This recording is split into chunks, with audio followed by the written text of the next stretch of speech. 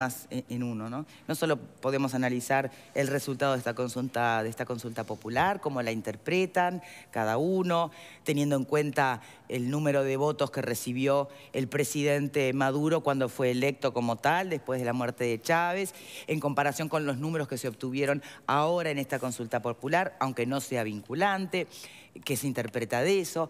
También nos remite directamente a un proyecto de ley presentado por el propio diputado, ¿no? Sobre voto consular. Tuvimos una iniciativa que no terminó cristalizando porque debe ser una ley constitucional y no consiguió los apoyos necesarios para que se presentara en ocasión que el Frente Amplio propuso el voto epistolar. Bien, aquel plebiscito del 2009, ¿no? Donde se tuvo solo un 37% por lo que no se aprobó. No, pero el hay que ver si vota el voto consular. No, hay que ver por qué, qué pasó en esa oportunidad, si es porque era epistolar o consular. Claro. ¿Y por qué sacamos esto a colación ahora? Porque en realidad desde el gobierno se acusa a la oposición por haber, de alguna manera, fomentado el voto de venezolanos en Uruguay para esta consulta popular, cuando en realidad no estaban de acuerdo con el voto consular o epistolar en su momento. Entonces se habla de una contradicción. Por eso está bueno aprovechar el momento para ponerlo una vez más sobre la mesa. Medio un poquito falaz la contradicción, ¿no? ¿Es falaz? A ver. Totalmente. ¿Por qué? Porque cuando se encaminan quienes señalan eso como que ese debe ser el centro de la discusión, dejan de lado una cuestión que para mí es principal, y es pronunciarse sobre el pronunciamiento del pueblo de Venezuela. Estamos hablando de una consulta propiciada por la Asamblea Nacional de Venezuela en un sistema en el cual existe el voto en el exterior. En nuestro sistema no existe el voto en el exterior. Y una consulta que se realiza por oposición a un planteo del gobierno que es llevar adelante la creación de una asamblea constituyente para destruir los últimos elementos que la Constitución venezolana tiene de republicanismo. Entonces, estamos hablando de una brutal confrontación política propiciada por el propio gobierno con un discurso maniqueo. Estamos hablando de una ciudadanía que está en la calle hace más de 100 días, con más de 100 muertos. Estamos hablando hoy día de 7,5 millones de ciudadanos venezolanos en Venezuela y en el exterior que dicen que no quieren que haya una asamblea constituyente cooptada como ha estructurado el gobierno de Nicolás Maduro. O sea, estamos hablando de la rebeldía de un pueblo. No podemos rebajarlo a la discusión sobre la conveniencia o no, o la equivalencia o no del tema del voto en el exterior desde el Uruguay. Bueno, el tema es que quienes dicen, no es menor el número de votantes que yo le voy a decir lo siguiente. Esta consulta popular desde el extranjero, ¿no? Sí, pero digo, el lunes, todos los que han salido a hablar que el Partido Nacional tiene que pronunciarse sobre el tema del voto en el exterior de los uruguayos, ninguna de esas personas habló sobre el resultado del referéndum que se provocó en Venezuela por parte de la Asamblea Nacional en contra de la opinión del gobierno. O sea, ¿podemos separar los tantos entonces? Vamos, es que tenemos que separarlos. Ahí está. Vamos a arrancar primero con la interpretación del resultado de la consulta popular. Pero ¿no? lo primero, está bien que los venezolanos voten. Es más, el conflicto en Venezuela se soluciona o votando, o va a haber más gente que pierda la vida.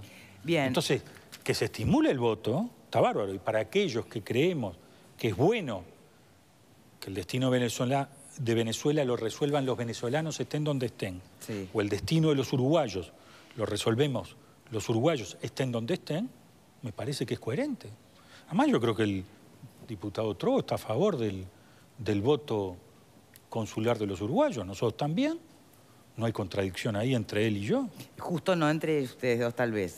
Pero lo cierto es que después habría que analizar qué pasó en ese plebiscito. Pero, insisto, separemos los tantos, ¿no? En el 2009. ¿Cómo interpreta el resultado de esta consulta popular?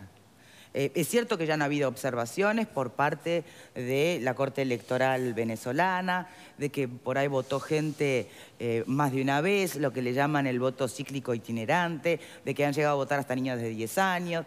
Más allá de eso, o tal vez eso sea suficiente para quitarle crédito o méritos, eso me contestarán los invitados.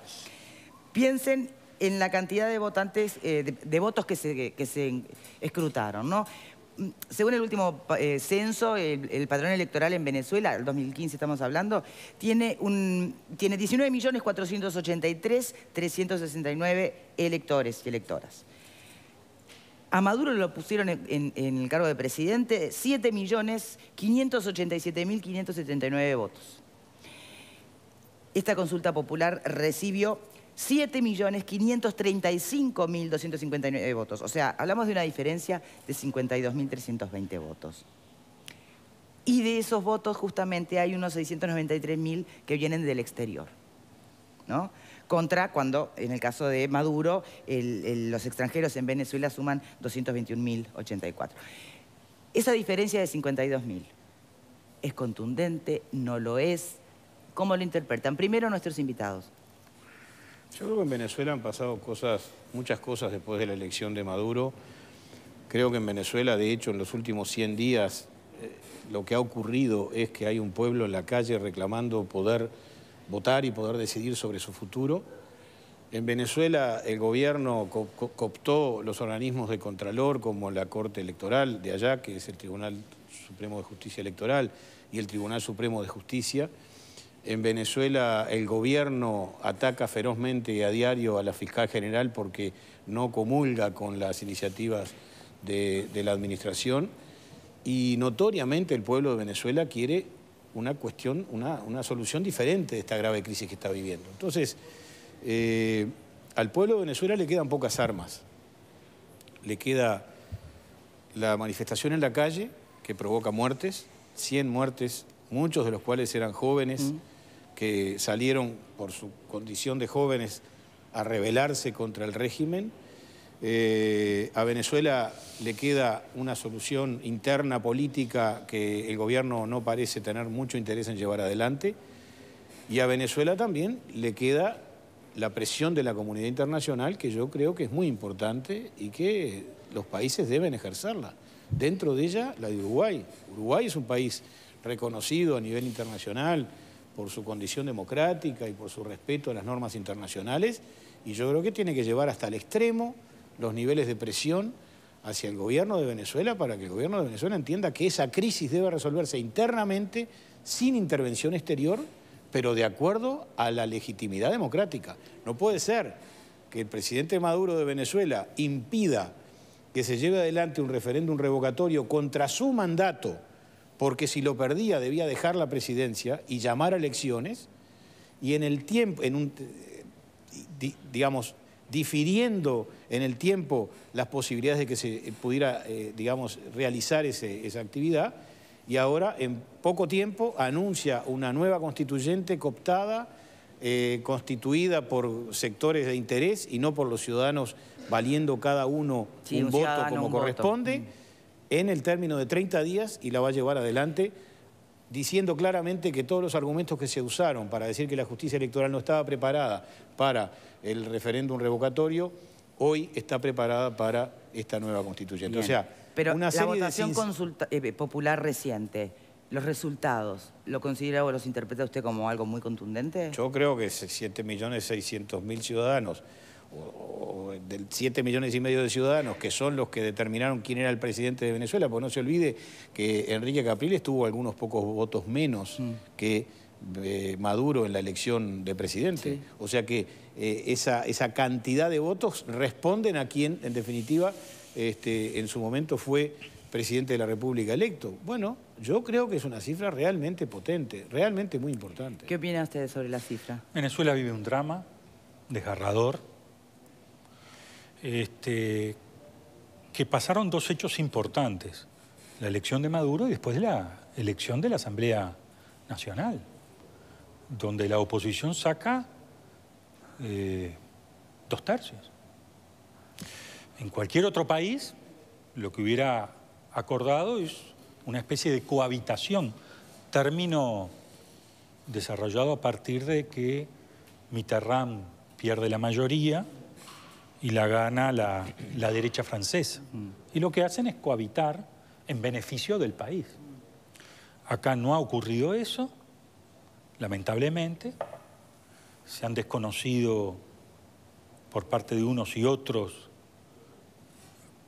al otro. Naturalmente es más grave de parte del gobierno, que siempre es el que tiene que dar el ejemplo, y sobre todo del cronograma electoral, que ya se tenía que haber elegido a los gobernadores provinciales, creo que se llama así. Mientras se siga por parte del gobierno y por parte de la oposición desconociendo al otro, ese drama se va a ir profundizando.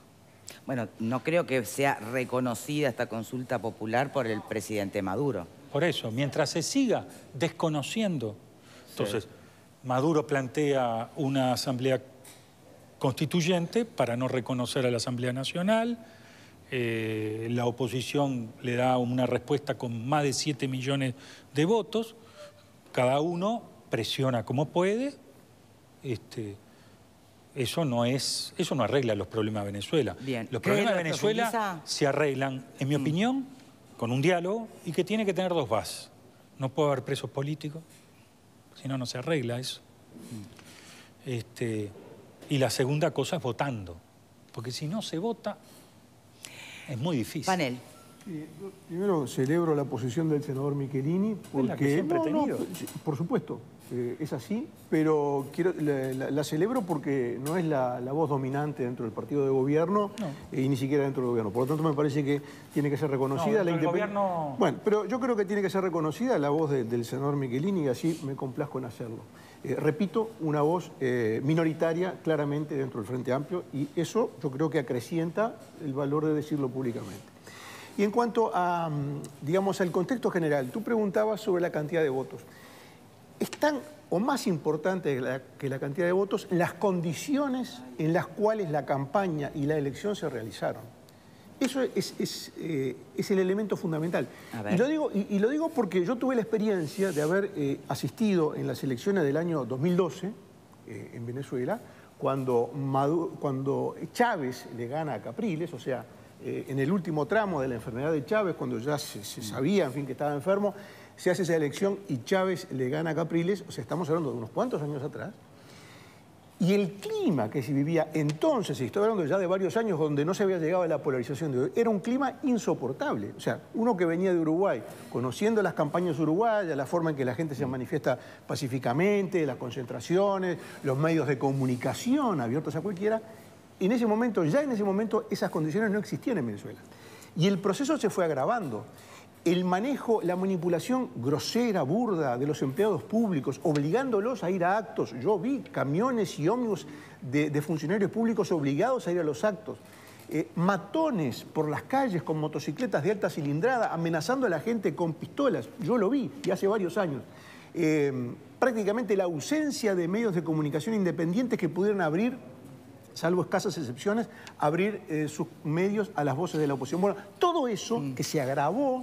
Ahora hay 100 días de manifestaciones, hay muertos en la calle, hay paramilitares civiles que van a amedrentar y en muchos casos a asesinar con el apoyo a la complicidad de la fuerza del Estado, los opositores. Bueno, en ese clima, más de 7 millones de personas van a votar, dentro de los cuales incluso ese día de la elección, en algunas colas, en algunos barrios de Caracas, iban esos matones a disparar y mataron a una enfermera. Bueno, en ese clima se hizo la elección. Que 7 millones de valientes ciudadanos desafíen a un régimen de esas características es un hecho absolutamente histórico que tiene que ser celebrado por todos los demócratas de América Latina. La Venezuela que describe Pascale, a mí, desde este lugar que puede ser el del desconocimiento, me resulta difícil pensar en que casi 8 millones de personas se hayan movilizado bajo esta situación que tú describís, porque si estaban amenazados, no puedo pensar cómo se instalaron 15.000 mesas de votación, que son una cuarta parte de las mesas de votación que se instalan en cualquier elección nacional en Venezuela, o sea que estamos hablando de una logística que fue importante. Me cuesta pensar cómo se pudo llegar a esto. Yo seguí este acto electoral, o llámenle como quiera, por los medios de comunicación. Vi que se organizaron conferencias de prensa donde se dieron resultados. Pero me parece que él se refiere a las elecciones anteriores, no a este voto consular. No, él está describiendo una situación también actual, muy compleja, donde yo veo y celebro que esto fue, sí, reconozco que se registraron incidentes, pero que esto fue un acto democrático muy inteligente de parte de la oposición. Podemos discutir si debe legitimarse o no, según la Constitución de Venezuela. Hay un artículo 350 que es bastante amplio, pero me parece que el paquete Venezuela no hay que comprarlo como viene con esa moñita atada, es mucho más complejo, porque en una dictadura férrea como la que describe Pascale, Pascale, no se movilizan 8 millones de personas prácticamente a decirle no. ¿Me permitís? Pero con tu razonamiento... No se pueden mover de la casa. Pero voy a seguir tu razonamiento, lo voy a tomar y lo tomo como punto de partida. Con tu razonamiento, después de 100 asesinados en las calles, no tendría que haber habido ninguna marcha más. Es decir, porque si la gente realmente valorara, en fin, lo que tiene que valorar, dice, ah, no, pará, ya mataron 20 o 30, me quedo en mi casa. Desafiando la violencia irracional de las autoridades y de los paramilitares apoyados por las fuerzas del Estado, desafiando todo eso hace 100 y pico de días que la gente está en la calle. Es decir, creo que hay que eso sea así. Pero nos habla de una realidad mucho más compleja. Creo que hay que hacer el esfuerzo, si me permitís, creo que hay que hacer el esfuerzo, para entender lo que está en juego en Venezuela y cómo la gente valora lo que está en juego, porque lo estamos viendo en otros países con férreas dictaduras mucho peores que la de Venezuela, que la gente sigue arriesgando su vida, su libertad y su pellejo porque valora la libertad. Alejandro. Yo creo haber entendido lo que dice Verónica, que en ningún lugar, desde ninguna perspectiva y bajo ninguna condición, está quitándole adjetivo a que Venezuela es un gravísimo problema. Lo que me parece que quiso advertir, que si la oposición logra semejante logística, es que por lo menos cierto nivel de libertades aplican, lo que a mí, dentro de todo, me pone contento, en un marco inadmisible de falta de libertades. Eso creo que no está bajo discusión, por lo menos en este panel. Estamos todos del lado de la libertad y de la democracia. No nos gustan que asesinen en marchas democráticas a nadie, nunca. No me gusta ahora en Venezuela y no me gustó cuando Pacheco Areco lo hacía en Uruguay. Soy de esa calaña. No me gusta que la gente salga a la calle y se la mate por salir a la calle. Siempre y en cualquier circunstancia. Repito, yo no me confundo nunca. De esto se sale con 3 paradigmas fundamentales. Creo que alguna vez hasta el propio gobierno del Uruguay lo firmó junto con otros gobiernos. Primero, dialogando. Nosotros acá salimos de la dictadura dialogando con los dictadores, ¿verdad? Con los gobernantes que usurparon el poder, que mataron, asesinaron, robaron, y aún así salimos dialogando. Hay que dialogar y hay que movilizarse, las dos cosas. Por lo tanto, el domingo yo lo vivo como una movilización fantástica, formidable. El número, bueno, es una movilización política. Del mismo modo, recuerden, chiquilines, supongo que bueno, acá hay gente muy joven. ¿Y qué debiera hacer Maduro ante esta movilización y sus resultados? Bueno, justamente, perdón, yo cuando movilizábamos... Se puede preguntar muchas cosas, pero lo que va a hacer Maduro es difícil. No, pero en todo caso, el camino me parece que está armado por un trípode de 3 patas bien fundamentales. El diálogo, liberación de presos políticos. Es inadmisible que haya presos políticos en una democracia. Y es vergonzoso que personas que incluso sufrieron prisión en Uruguay estén dispuestos a de alguna manera relativizar el asunto. Y el otro tema es un calendario electoral determinado, fijo. Esos son los 3 principios fundamentales. Lo otro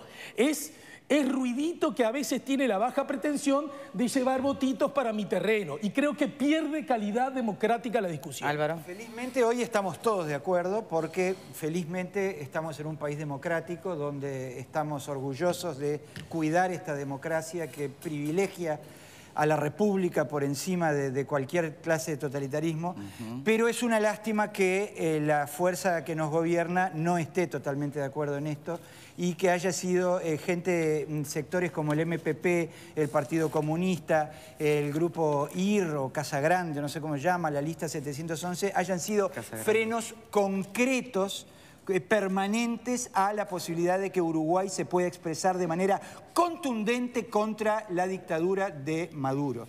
En ese sentido, yo lo que quiero subrayar... El principal aporte que puede hacer Uruguay es una definición contundente contra Maduro. Sí. Ese es el principal aporte. Como Venezuela, senador, tuvo con nosotros cuando la Venezuela cuando entraron a la embajada de Elena Quinteros. Cuando entraron a la embajada. Y gracias a esa posición de Venezuela, sí, pero España sacó presos políticos uruguayos y nunca abrió juicio contra la dictadura uruguaya, porque entendió que su rol era sacar presos políticos y no hacer un ejercicio verbal.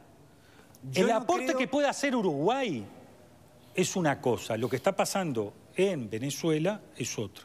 El aporte de Uruguay maduramente es ver de qué manera puede contribuir a que Venezuela encuentre el cauce con las 3 cosas que decía Camino. Diálogo, con las 3 cosas. Diálogo, que no haya presos políticos y cronograma electoral. Ahora, el aporte no siempre de los estados. Otra cosa es la fuerza política, la estoy criticando a mi propia fuerza política. Otra cosa es la fuerza política. El gobierno tiene que ser cauto y tiene que ver de qué manera ayuda. Y ha ayudado mucho el Uruguay. Ha ayudado mucho. Muchas de las cosas que no se saben y es muy difícil decir. Pero ya aquí en este estudio hay coincidencia en el tema de los presos políticos, de que eso sí debería ser... Uruguay lo ha dicho. Como gobierno Uruguay lo ha dicho. Lo ha dicho con otros países. Con China, porque hace una semana murió un premio Nobel de la Paz, justamente en prisión domiciliaria por considerar un mártir de la democracia, un disidente. Ese es otro problema, nadie habla de China, ¿no? Bueno, como es un gran mercado, por eso nadie habla de China. Volvamos al tema local y a la vinculación y a la relación de Uruguay con Venezuela. Bien, hacemos una pausa y enseguida retomamos. Uruguay con Venezuela, que me parece muy importante analizar. Ya venimos.